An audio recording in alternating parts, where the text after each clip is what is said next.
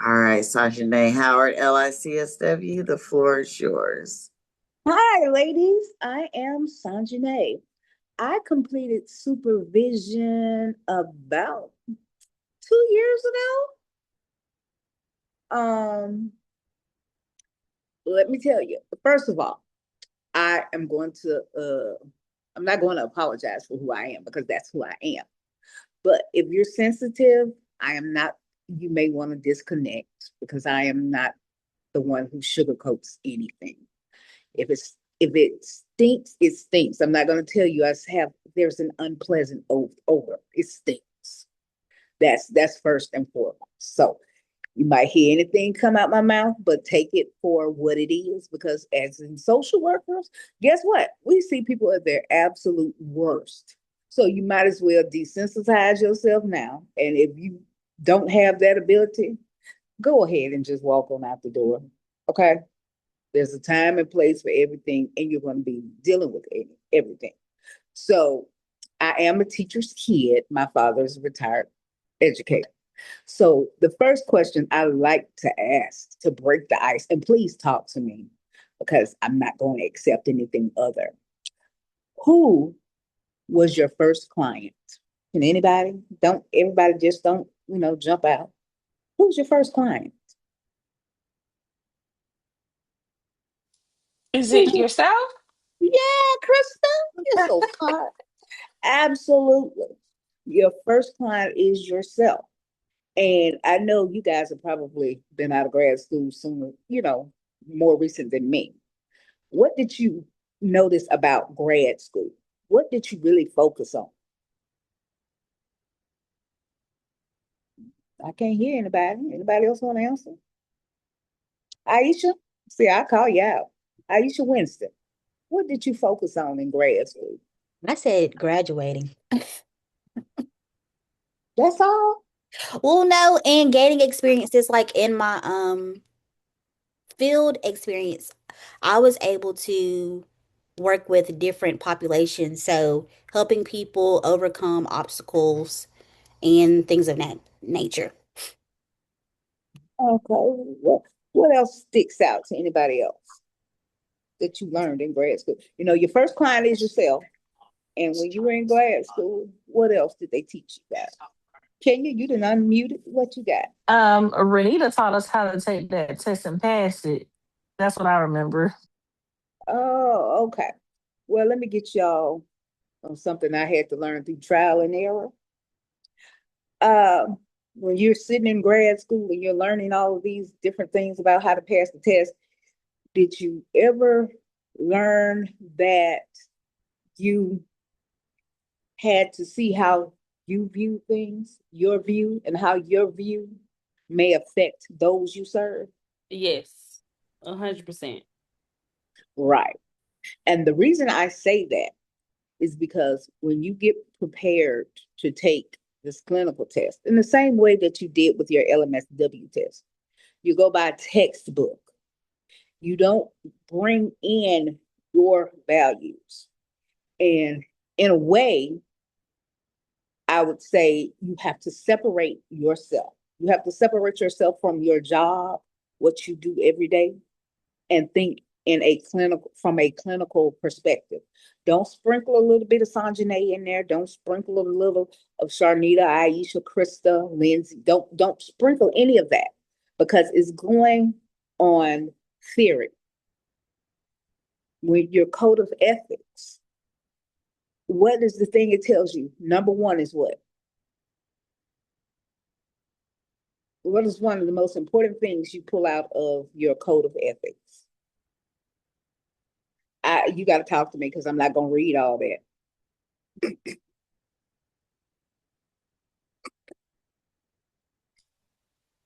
I say self care was Okay, one of the right, things that I think is important. Professional right. development, self care. Exactly. That's the base of it. When you're looking at a pyramid, when you're building a house, do you start at the roof or the foundation? You start at the foundation, right? So you are the foundation of what? Your case management, of your assessment, of your ethical values, your core. You are the You are the foundation of that, and it has to build upon yourself.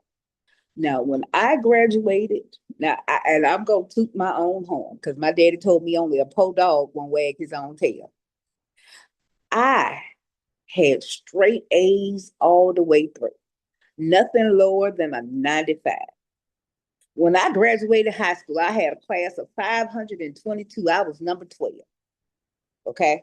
And I graduated high school 31 years ago. Undergrad, magna cum laude because of statistics. My first master's, 4.0, straight, same thing. Got into the whatever honor society for social work, Phi Alpha, Alpha Phi, whatever it is. But sometimes I had put myself into a position where I thought I was impervious to failure. And on September, I have my paper because I told Renita, I promised Renita that I was going to take notes and give you guys the real deal. And on, let's see, September 28th, 2024, guess what happened?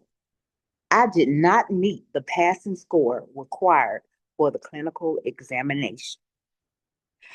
I was required to pass 102. Guess how many I got right? Anybody want to guess? 101. Exactly, Ariel. Exactly. And you would have thought that I had lost my child. When I tell you I did a funeral cry, I was hot pink. I cried. Oh, I cried. I cried because, number one, I thought I was a failure. Number two, I wasted my daddy's money. And one thing I learned, and you're going to learn, I'm a daddy's girl. And I have never wasted my daddy's money. I am his responsible child, the one who handled business, the one who always succeeded. And guess what? I forgot I was human. While I was living this facade of being this perfect person, guess what happened? My life was really, literally falling apart. And it took me failing that test to face the things that I have been running from. Okay? And I say that to say this to everybody. If you fail, it's okay. It's not indicative of you. All that means is it gives you an opportunity to build a better mousetrap. And I'm sure all of you guys have been going online looking at all of these test preps, and they tell you to get this book, study 2 days or a week, watch Ray 2, walk around your house counterclockwise, shake a rabbit's foot over your bed 6 times before you go to sleep. That shit don't work. You know what works? Taking care of you first, getting your mind straight, getting yourself into a mental space where you can say, okay, let's breathe. Because if you look at all that stuff, even in that ASWB exam book, there is no way in hell you're going to retain all that information. And they got about 30 different tests they're going to give you that they have in that little queue that you randomly get when you go into test. And so you can't focus on that. You have to have a plan. And I saw Ariel in here. She was one of my lovely mentors. And she gave me the best advice in the world. After I licked my wounds, which took me about, I'm going to be honest, y'all, it took me about 6 months because that thing whooped me. I had never failed.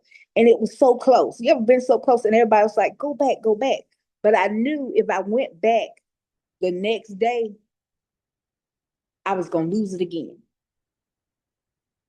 And if I had lost it again, that would have been 460 of my dad, well, no, 520 of my daddy's closest friends.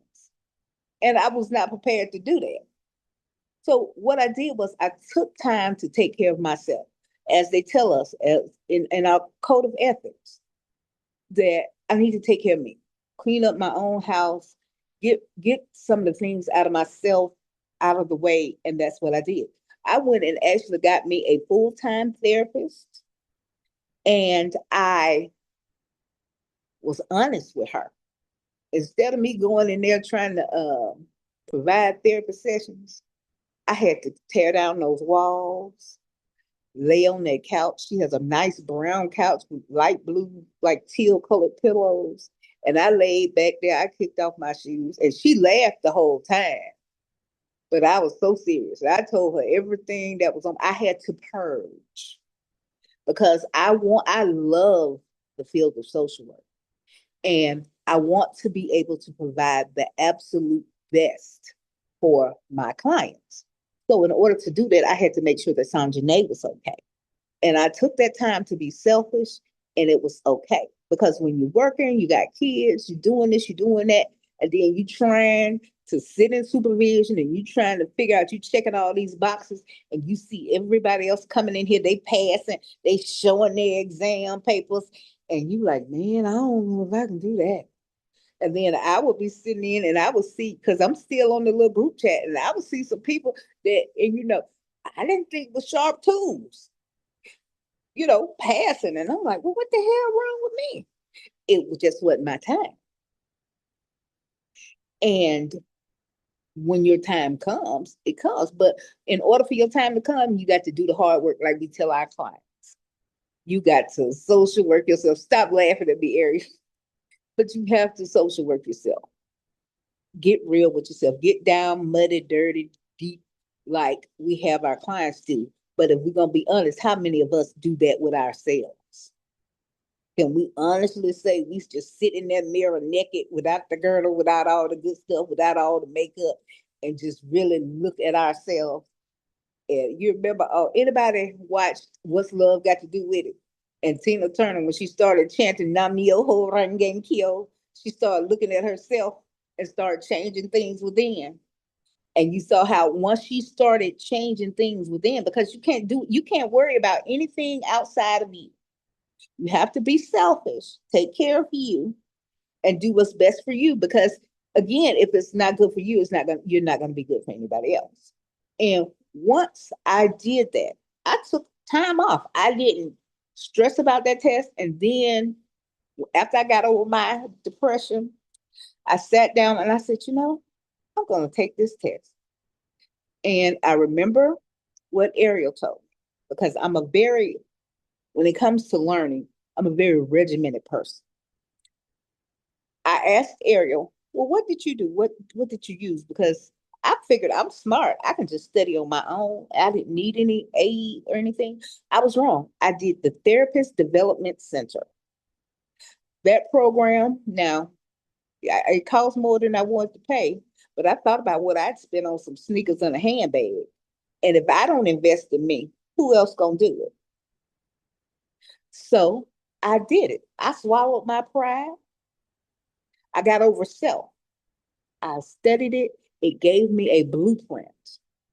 And I actually went and I did it piece by piece by piece by piece. And I wasn't in a rush. I wasn't trying to figure out what I was going to make on it. I would just take the test. I wouldn't even look at the score. If it said pass, it'll say pass, and I would be taking them. And because I wanted to know, because this was my passion. And 2 years later, well, not even 2 years, about 18 months later, I just woke up, went to work, and signed up for the test. And I went, and guess what? I passed it. When I went, I was like, oh my God, that's it. And let me tell you, I didn't even look at my score. It said you passed. And I had promised myself I was not going to look at my score. I was not going to do any of that, anything. So guess what Sangine did today? She finally saw her score. I printed my score off. Guess what Sangine made this time? This time I had to get 99 correct And guess how many I got correct? 116. So, but when I took care of myself, it did. And guess what? I knew it. I was not anxious. It was just like I'm talking to you guys. It was just reading it and looking at it and talking about it. Don't, my biggest advice to everybody is don't second guess yourself. You know what you know. You know what you know. And I'm going to also tell you about the differences. Now, when I took that test on September 28th, 2024, that was the OG test. That's the test where I had to sit in there for 4 hours straight. They didn't split the test up. I couldn't go tinkle. I couldn't. I sat in there and my mind was everywhere except for where it needed to have been because I really wasn't focused on it. The difference is they're doing the test, August 3rd. They got a whole different setup. I don't know how many of you have looked on the ASWB website to see like the different setup of the test, the way it's set up now versus the three parts, the original test. Like if you went tomorrow and took the test, they have 4 sections. Now they have 3 sections, but they give you a break. Because when I went and took my test on June 2nd, like I say, I just went and took it. They have changed it so that it's mandatory to automatically take a break in between the tests. That's something as social workers we know we should have done automatically because it gives you a chance to step away, rest your eyes, clear your mind, go tinkle. Because I don't know about y'all, but when I get nervous, I got to go pee. And you talk about you got to pee and you still got to sit there and these questions seem like they're running together, it'll make you crazy. But when I went the second time, it was totally different. I was able to stop, stretch. And I was like, oh, that's all right. And I got out of that little testing room. You got to raise your hand and all that. But I went, I stretched. I took my full 15 minutes. I came back and got back on it. So that's one big hurdle that you don't have to worry about anymore. Also, with the new test coming up on the 3rd of August, 36% of it is values and ethics. 32% is assessment and planning. And then the remaining 32% is intervention and practice. My test had a lot of vignettes, little scenarios, Sally 17, blah, blah, blah, blah. That's good. Remember, you know what you know. Slow down. Don't think about what you would do. Think about what textbook social work does. And I know a lot of times it sounds crazy, but in order for you to get your desired results, that's something that you have to do.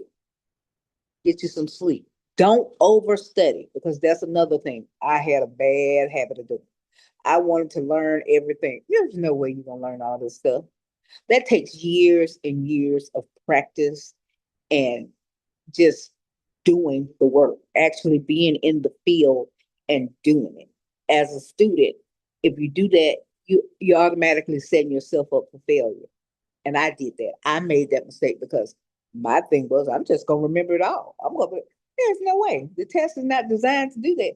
And when you are in real life, when you guys, if you're working, I'm sure all of you are, you can't just, you don't know what's going to come into your office. There's no way you could, oh, this is Kohlberg's stages of moral development. Hey, well, you ain't thinking about Kohlberg. You're not thinking about Piaget. Okay. You're not thinking about, you're looking at it like, okay, blah, blah, blah. Work, home, school, church. Those are systems. We work on the systems theory. So when we're engaging with our clients, these are things that we have to remember And we have to retrain our minds because supervision is 2 years. So you have to start, and I would suggest when you see, depending on how you learn, like 6 months out, you start, because if you do TDC, if you own your plan of money funny, start putting you $30, $40 apart to the side, because you're gonna spend that much a week at McDonald's if you got kids, more than one, or yourself and a kid.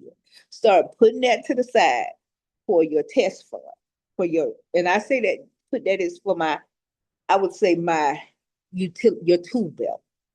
Put that money to the side so that you can buy that program, release it, as I say. You can log in when, if you start doing it now, 6 months before, you go ahead and pay it for the course, and start reading it and following those step by step so that you get back into your grad school mind. Because here, you're like, okay, I done made this hump. If I pass that LMSW, I can pass this.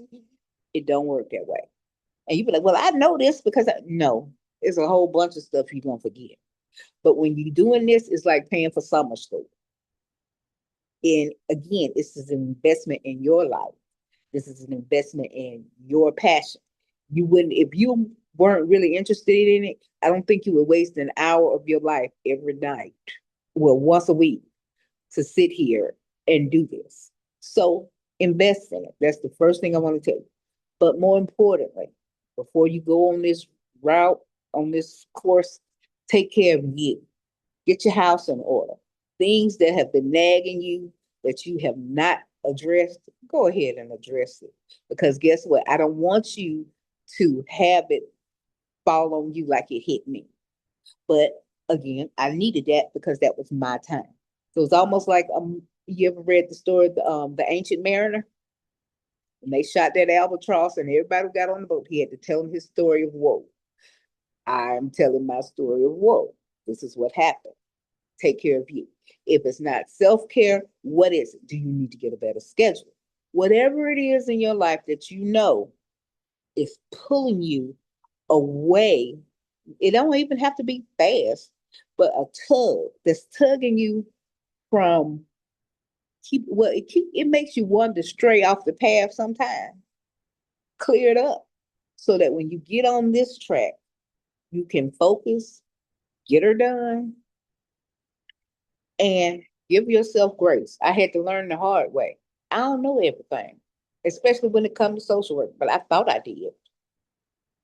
And I learned that I didn't know everything by failing the test by 1 point.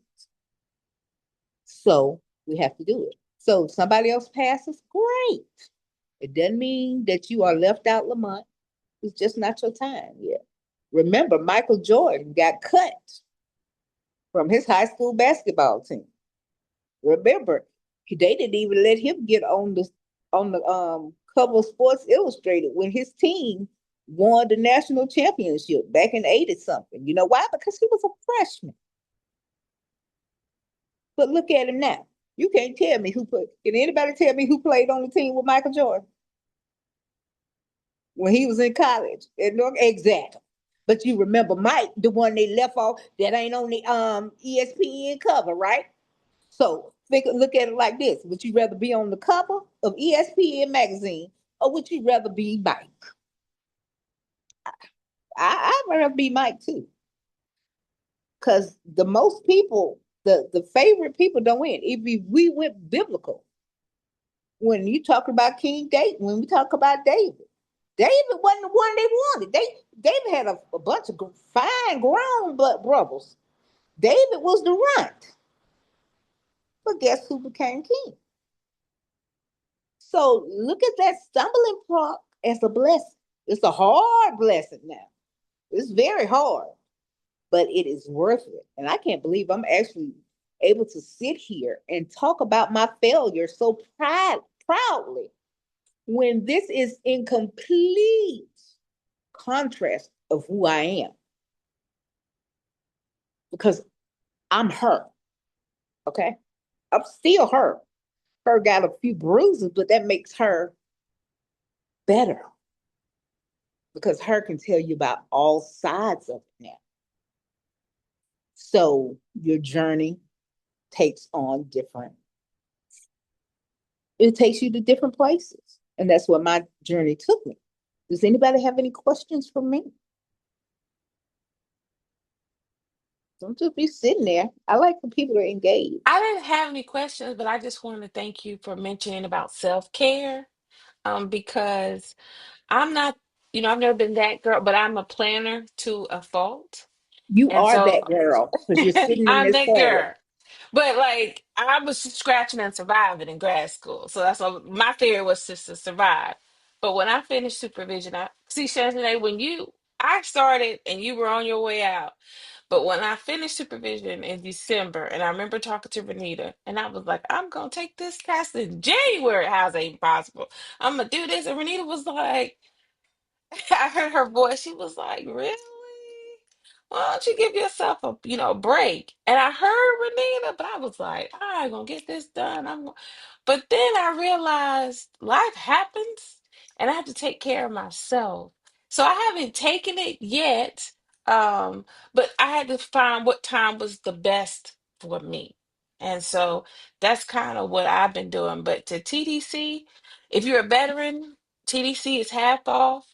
I used TDC for the LM and I did purchase it again for this one. And I'm just taking it as I go. But as I look into myself, just getting back to studying is very difficult. I had to be honest with myself when I started because I just really wasn't feeling it. I was like, I don't want to study this. I don't want to read this. It's too long.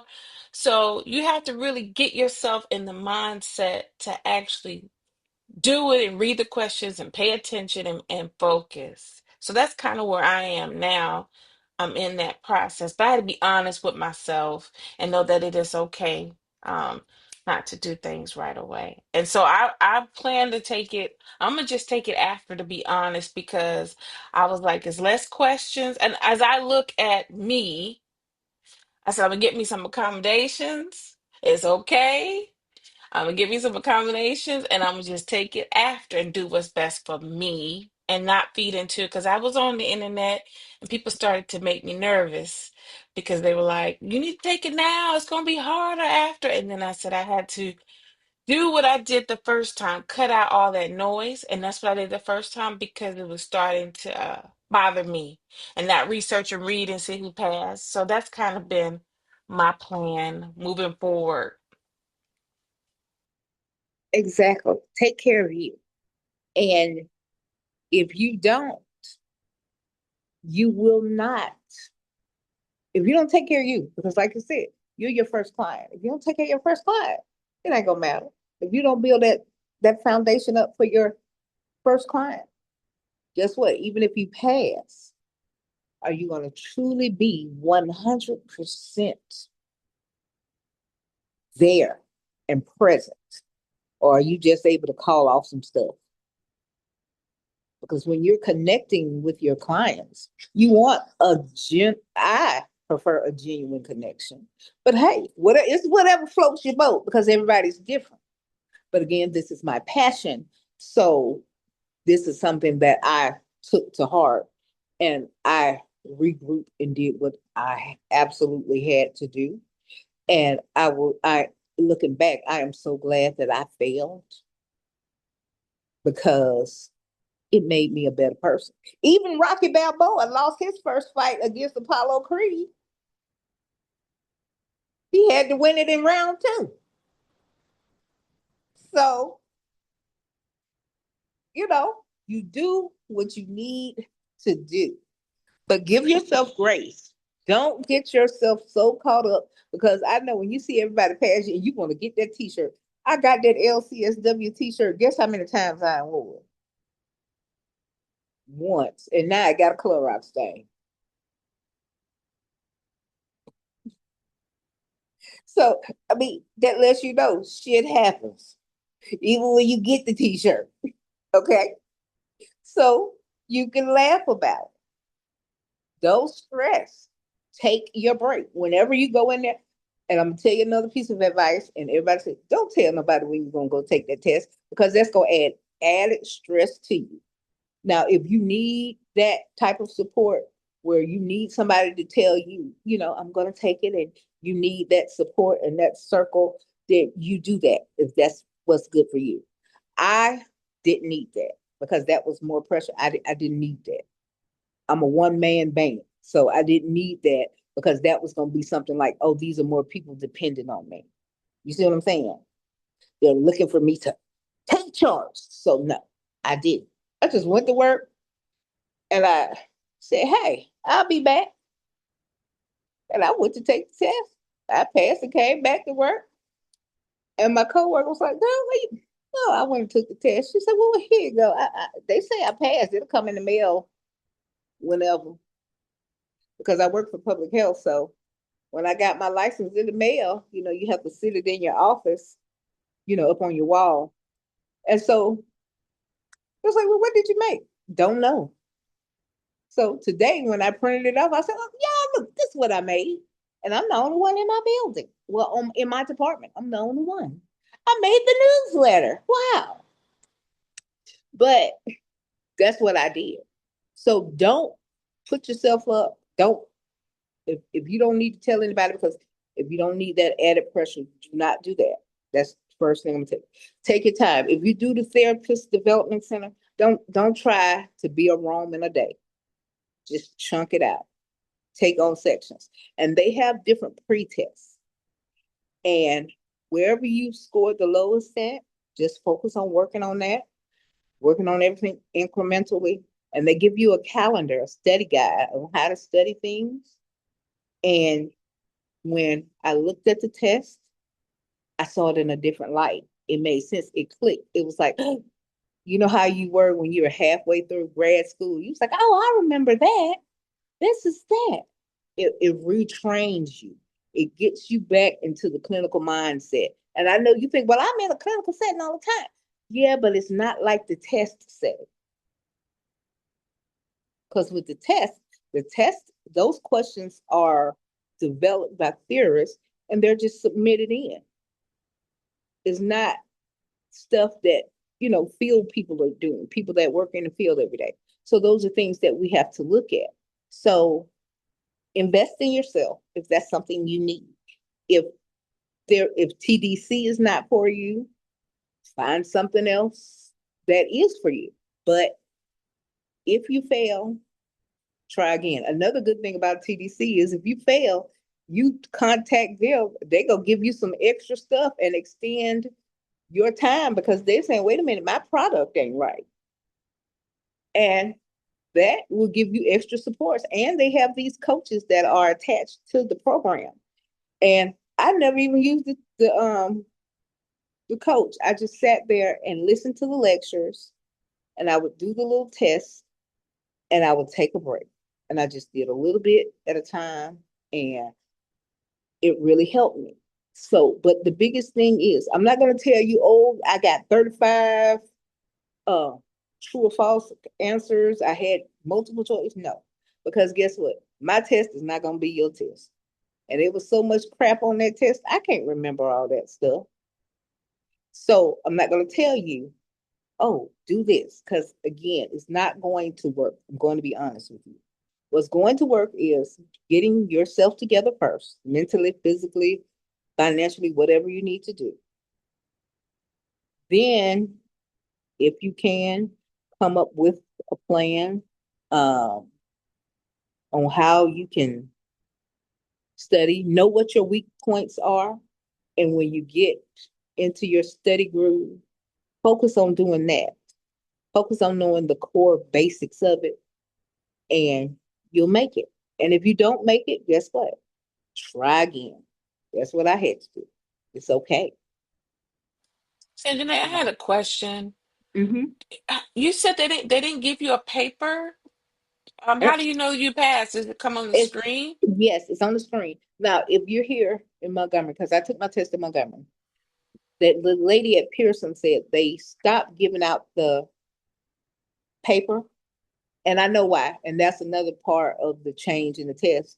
You give somebody a test and they crying and you think about it, I'm coming in and I see you throwing your head back oh, heavens to Betsy. That's gonna throw me off. So they've changed that. And then it's better because you can look and move on. And I appreciated that. I wanted my test in my hand, but then I thought about it. No, I didn't. I passed. It said she passed. And that's all I was worried about was Then you passing. get an email. They mail it to you or they email it to you? Well, I didn't get an email, or if I did, it probably went to my junk telling me it. I know it said congratulations, you get like a, what do you call it? Like a robo email, like saying congratulations, you passed. Your scores are being sent to the Alabama Board of Social Work Examiners, and you should receive your license in however many business, however many days. I got that one, but it didn't give me my score, which is fine because the paper they give you back when they used to give you the paper, it was just saying unofficial. So, but you can go on the website and actually view what your test was, what your score was, if you just have to know. But a lot of times you really don't need to know because think about it. How many of us go to the doctor and you ask your doctor, excuse me, what did you make on your medical? What, you don't ask that doctor that. You don't know whether he graduated number one or if he was at the end of the line holding on to somebody's coattail. He just barely made it. You don't know. And so that's how we have to do it. But the goal is to get that licensure means, okay, she knows enough to start practicing. Because again, just like when you take that learner's permit, when you get that learner's permit, what they do, they teaching you how to drive. Then once you get the driver's license, like our LMSW, that's our learner's permit. Clinical, you getting your driver's license and you're starting to drive. And I don't know about you, my children are 25 and 27. And when my oldest child was 16 and he got in that car, I knew he had license, but do you think I trusted him? But guess what? The more he drove, the better he got, right? So the more we work in our field, the better we will get. But the key is we cannot, and we're gonna all do this, but we have to have faith in ourselves and know that we know how to do it. We know how to obtain the services that we need to help. We know it. And it's just getting over those because it's the unknown. And I really want everybody to understand, don't beat yourself up. Just take your time. This is a marathon. I look at this profession as a marathon.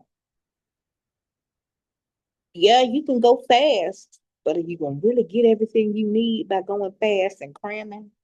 Because usually when you do something fast, you have to wind up doing it over, right?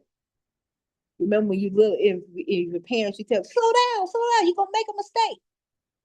See, I didn't slow down. Therefore, I made a mistake. But when I slowed down, I did a complete 180. And I was able to retain and pass all the information that I knew, but I had to get over myself. And I had to remember, the only person who I came up with this imaginary timeline. Nobody said that you had to have this timeline. Nobody but Sangine. So Sangine had to take accountability for it. And once I did, and I just started chilling, it came right on to me. That's it. Anything else you wanted me to go over with the beautiful ladies, Renita? I was gonna say something, if y'all don't mind. First, I'm so proud of you. Congratulations. And I also want to thank you for just your transparency and then also your vulnerability.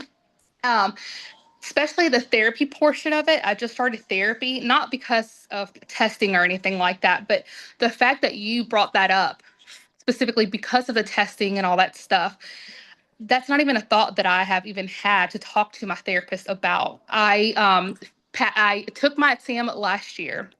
I think shortly maybe after having Emmy. I can't completely remember if it was before I had her or after. I think it was before I had her. And I failed by 4 points, and I have not taken it since then. And I just feel so, in a sense, defeated. I use agents of change, and I'm at the point where I'm like, do I change the material and try to buy something else?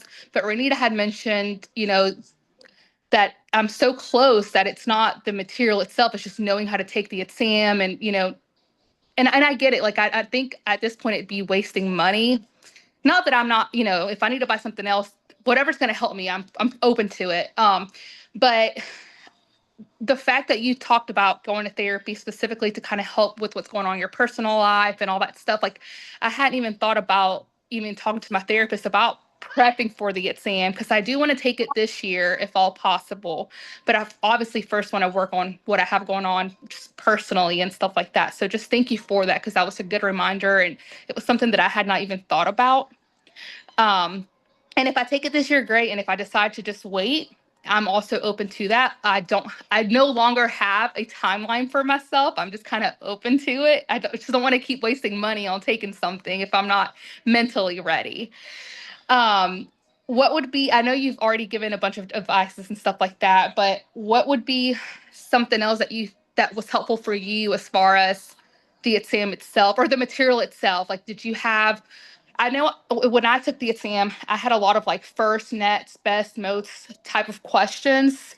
Was there anything else that you would say maybe to cover or go through one more time?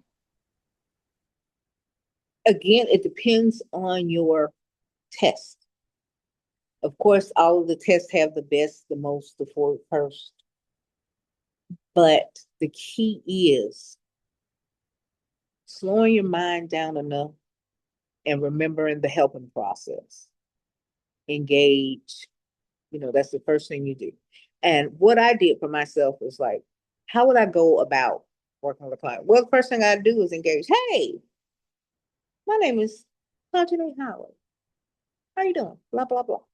After we engage, what's the second thing we do in the helping process? What's step number 2? Assessment. Uh-huh. And you're assessing, but your assessment doesn't have to be with a sheet of paper checking off questions. Just you make it general conversation. You can find out everything you need to know if you ask it in the right way. After you assess, guess what? You're planning with that person, because the only person who's an expert on their life is your client. You're assessing. And when you see answers like that, you're going with your client. You want to see what they want to do, because again, I can't impose my values on you. That's why when I first asked, I said, who's your first client? Who's the first person you have to assess? What are some of your hangups? And be honest enough with yourself to say, I'm bossy. If it ain't my way, I don't think it's right. And don't do that. If your gut tells you it's A, write A. It told you that for a reason. Don't go back and change anything. Because every time you do, if your gut is telling you that, because guess what? When we're as social workers, what are we really basing our stuff on? What are we doing? When we're sitting and talking and engaging with our clients, aren't we using intuition, our gut? And usually 95% of the time is right. So don't second guess it during the test, and you just spent $260 plus $75 to just to register, which makes no sense, but I'm gonna get off of that. But go with your gut. It's okay. Leave fear out the door. When you with your clients, do you go in there and say, y'all know I'm scared? Do you tell your clients, I am so terrified? That's how you go, no.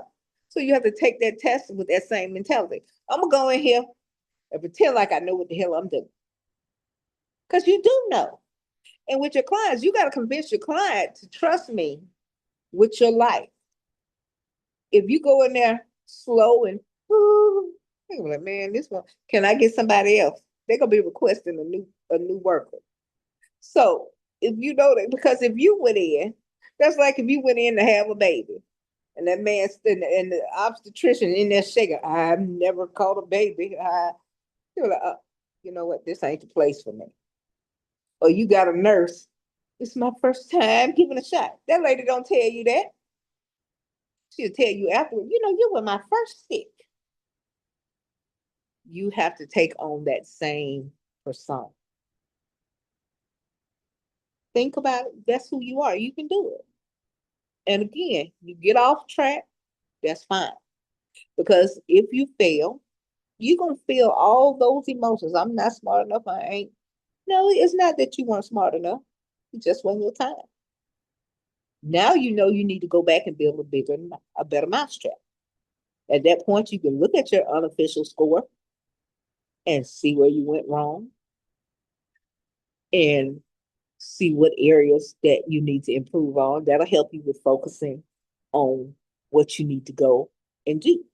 And take your time. Don't be in a rush to go hurry up and say, I'm going back next week. Because now you're putting unrealistic goals on yourself. Why would you go next week? Give yourself time to recover. Breathe through it and look at it. Because when you think about Olympic athletes, if they lose a race, they don't go back out there the next heat. So we're gonna do it again. You lost that race, you go back next year. You practice, you train, right? Same thing with your license. You practice, you train, and you go back later on. It's fine. You got to build back your muscle, your brain muscle. That's what you got to do. Anything else?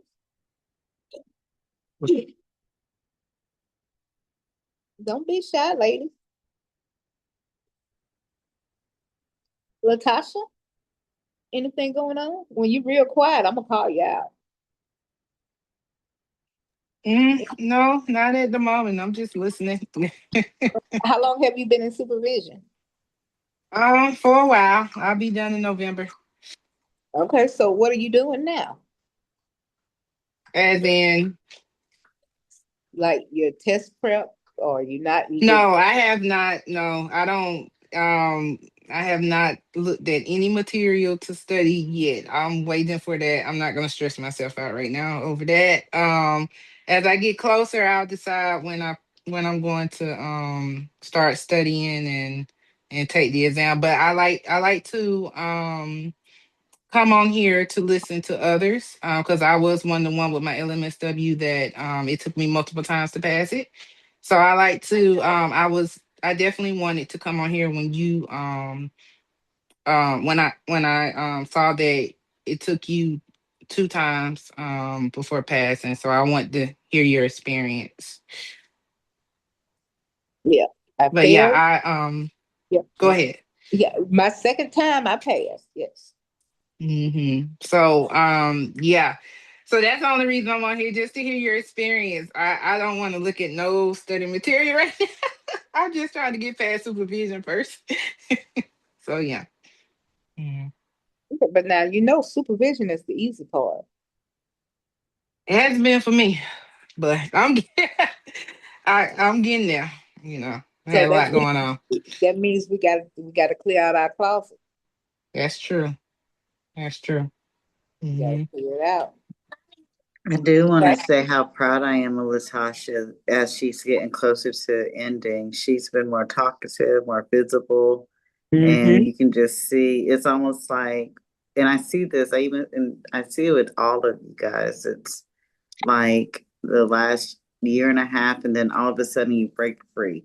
It's like you're like a seed, and then all of a sudden it's like, oh my gosh, there's a whole garden there. So I'm super. Latasha did not have to come tonight, and I sent her the link because she was one of the ones, Sanjane. Last month, her and a couple other girls were just talking about exactly what you said. So many of the goddesses are coming back, and like, I passed it on the first try, I passed it on the first try. And that feels so intimidating. And so, when we talked yesterday, I was like, I need them to know that that is not necessarily the reality. It wasn't my reality. And can I would like to say a couple of things because Sajane, you say so many other things. You said so many things that I said. Why are we rushing to do this thing, y'all? unless you have, because one of the things I'm so super impressed with, so many of the goddesses, you graduate from with your MSW, a month later you get your LMSW, a month later you come into supervision, and you hadn't even broke 25 yet. You know what I'm saying? And I just like, and then you're going to be with these clients and you haven't practiced life and you haven't practiced social work. And I want to just kind of encourage you, like, that is where that imposter syndrome stuff comes in at, right? And so I like that, Krista. And unless you, one, I want to say this, in an LMSW job, you can make really good money. A lot of you do. In your LMSW jobs, you can make really good money. So unless your job is like you have to get your clinical license, take your time with that thing. Take your time. One of the things that I know, and Ariel started it. She started a lot of stuff. She can't come on camera tonight, but I hope you guys have been seeing her messages. But one of the things that Ariel came back when she came back to tell us about her experiences. Yeah, I'm not going to do anything different. I'm going to stay at the job I'm at. And those of you who've come and listened to multiple goddesses who come back, none of them have left their jobs. None of them, nothing has changed. You just have the clinical license behind you, your name. So why are you like stressing yourself and getting on the internet? I said, stay off the internet. Getting on the internet and listening and worrying, projecting into the future, because unless your job is like, you have to get your clinical license, nothing really changes. And even then with the private practice, if that's something you want, or if there's these other goals you want to attain, that still is going to take time. I was just telling her, Kelly, who got clinically licensed a couple months ago, she has a new job at UAB, and she was just sitting at her office, twiddling her thumbs, and they told her to download Netflix. And so one of the things that I love is that the goddesses are top tier social workers. Y'all are so ambitious and you're going after so many amazing things. But why? Why are you doing that to yourself? I've been doing this almost 30 years, and I was 10 years post license, most postmasters before I got my first license. And I'm still exactly where I'm supposed to be. Are you following me? I have this amazing community, supervised over 100 beautiful goddesses. 30 of you are clinically licensed, and I was 10 years postmasters.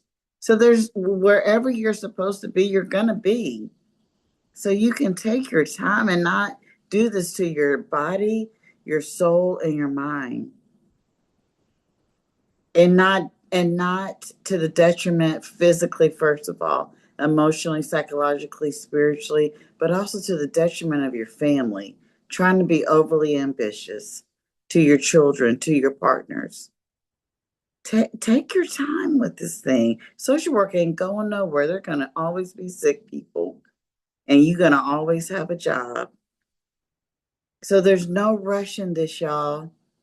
No rush. Do one thing. I want to say that. Do one thing at a time and see where it leads you before you pile on multiple things trying to get things done.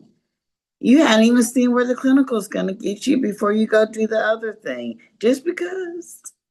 And I'm just like, how can you be present and enjoy the moment of where you are and what you're accomplishing when you're taking on so much? As Sangine say, ain't nobody telling you to do it but you.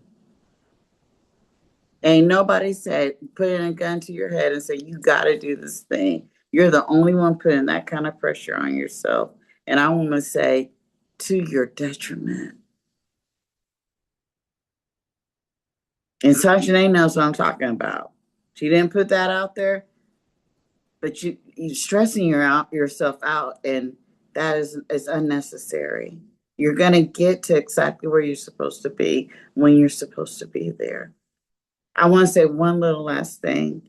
I make these bracelets. One year I sent a bunch of them to the goddesses. I might do that one time again. But this past weekend, I was in the Hamptons. Can I just say that again? I was in the Hamptons this past weekend, and my sister did an art show, and I had these bracelets on sale because we thought there were going to be Hamptoners that were coming to this fine art show. But what they did instead was they bussed in, which was fine, beautiful Harlem 125th Street women. How much you think they were going to pay for they're used to paying $5 on 125th Street in Harlem.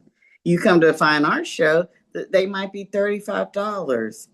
Just because your price is one thing and your audience is a different thing doesn't mean the value of the thing goes down. Are you following what I'm saying? Like, you go ahead and set your value at the LMSW level doesn't mean the audience that you're performing for is the audience that's going to pay it. And there's nothing wrong with that audience. You just know you need a different audience. So take your time. Put the money to the side. And what's the other thing I say, Sajane? Get you good liability insurance and get you therapy. Those are the two things I ask all the goddesses to do, isn't it? I said get good liability insurance and get you some therapy. Because this social work profession is going to take you through. And every good social worker has a social worker. Brene Brown said that. Every good social worker has a social worker. Sajane, I'm going to leave the last minute to you. To you. Because you said everything I've always said. We miss you too, Ariel. And thank you for uplifting. Even though you are not like coming every week, you've been clinically licensed, you traveling all over the world. If y'all ain't following Ariel on Facebook, you missed it a treat. But thank you for always still supporting. Even I didn't even know how much you supported Sajane. And I just want to tell you thank you for doing that. Because I'm sure you're supporting so many other girls too. So thank you, Ariel. But Sajane, I leave the last minute to you, darling. Well, the last minute, ladies, get your house in order. Remember, you are the most important client on your caseload. And while you're going through this journey, whatever it is, and it's ugly. You know what? Healing is ugly. It stank. Ain't nothing pretty about it. And that's why a lot of times we don't want to deal with it. We'll kind of put it over in the closet. But then stuff started adding up. You know how when people get a garage, and I'll just put it in the garage. Oh, you got to take it out of the garage. You got to. Oh, she left. She left. I want to say this, Black women, and Anel, who was in third grade when she came to the United States, not speaking any English. I'm always going to say that. I just am so super impressed with Anel. I'm so super impressed. We have been trained to be overachievers.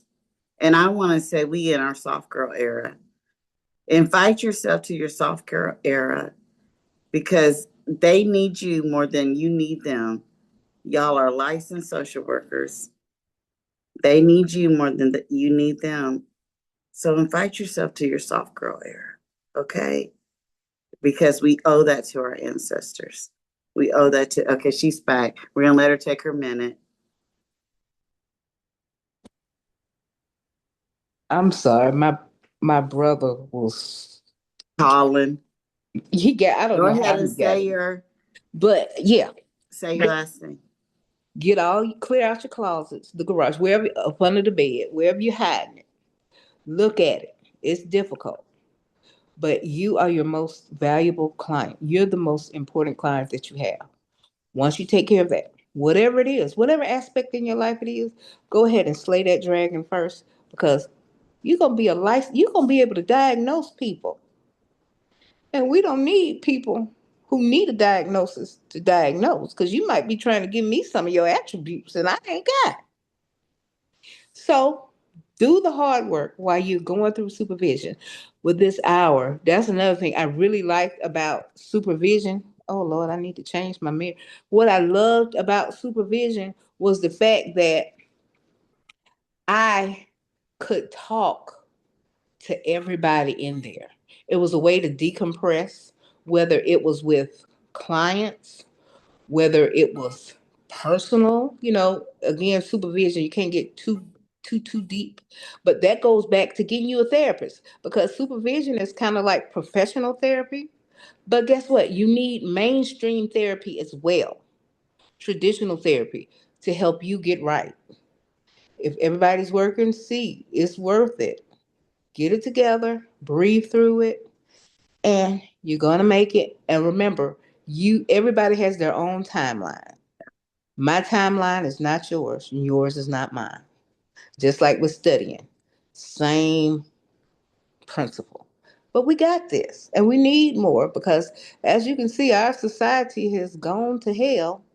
So we're gonna need some people to help people learn coping skills and how to work, make rational decisions, how to, a lot of things we're gonna have to do. We're gonna have to teach younger generations how to live without instant gratification. You know what I'm saying? So take time to make sure you do. Your first assignment is to take care of your most important client, which is yourself.